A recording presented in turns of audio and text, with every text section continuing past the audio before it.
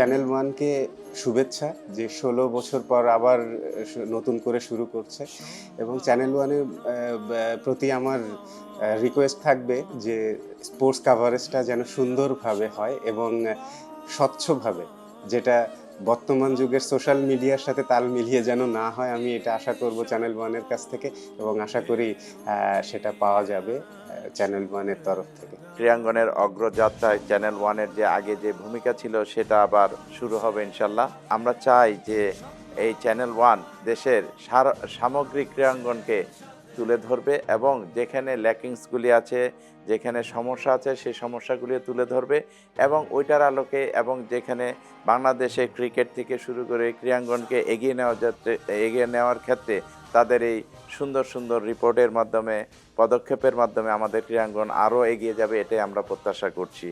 Shubho পুনঃযাত্রা channel one.